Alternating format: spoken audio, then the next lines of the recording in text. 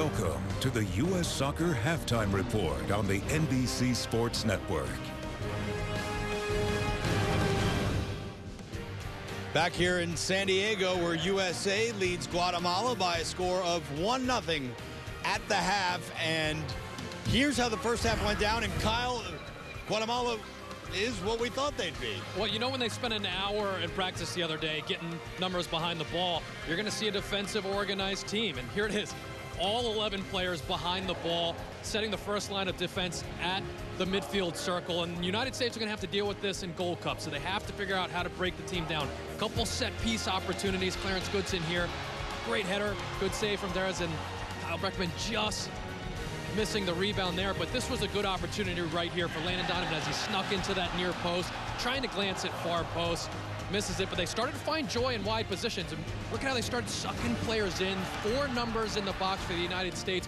Herculez Gomez, smart to curl his run, be in that blind spot of the outside back as he tucks in. And Herculez Gomez, who plays his club soccer right down the road at Tijuana, scores his 6th in a USA shirt. Russ Thaler, Kyle Martino here with you. We're sure to see some substitutes come on in the second half.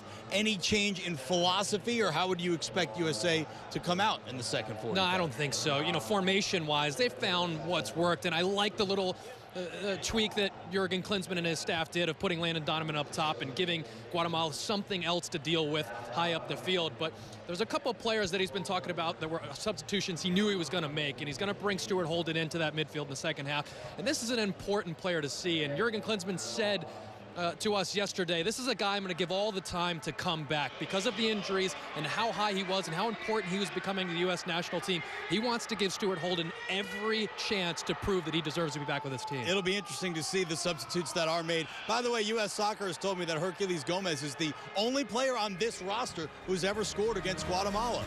There is Stuart Holden warming up for USA. Might we see him in the second half? More from halftime when we get back.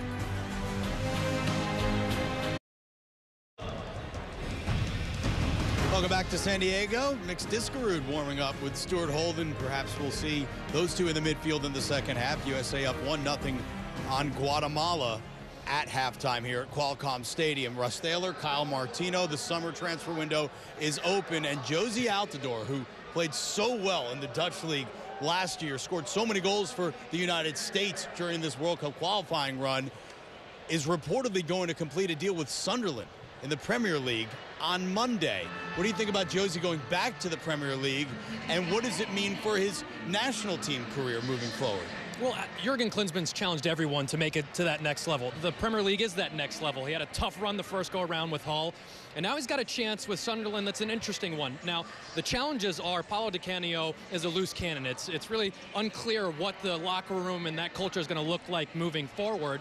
And he's going to a team that was in 17th place at the end of last season that was battling the relegation zone. So it's going to be a challenging start. It's got a team that's going to evolve under a new coach. But the positives are there isn't really established forwards in that team. Yes, Fletcher is their goal scorer who had a terrific season, who in the past 3 Premier League seasons got double-digit goals. But you think of the other guys in the stable, like Wickham and Sessegnon and Graham, they're guys that really weren't performing. So Jozy got a chance to go in there, and if the atmosphere is right, he could be a true player on that team, a staple, because Di Canio is already putting confidence in him that that's one of his big signings already. Between player signings and managerial changes, how does that affect some of the other guys who are key cogs for the national team? That's so important. You know, keep talking about Jurgen Klinsmann and what he expects of his players. He expects everyone to play in Europe. It's not good enough that you're just over there. And you think of Tim Howard, even though he's going to be the #1, has a new coach there in Martinez. And then you think of Clint Dempsey, who's playing in a Tottenham team that now just signed Paulinho. That's one midfield position he's probably not going to fit into. And will they go get a big forward signing? That's one area they've been lacking. And then you think of Stoke City, and with the new coach Mark Hughes there, you have guys in Breck Shea and Cameron that have to impress a new manager. So that change in landscape is going to be interesting to watch. So many storylines of Americans abroad to follow in the Premier League starting on August 17th. That's a Saturday. NBC and the NBC Sports Network become the new home for the Barclays Premier League. And for the first time ever, you can watch every match every week live. It's the Barclays Premier League beginning Saturday, August 17th. Herculez Gomez has put USA on top of Guatemala 1-0. Second half action from San Diego coming up right after this.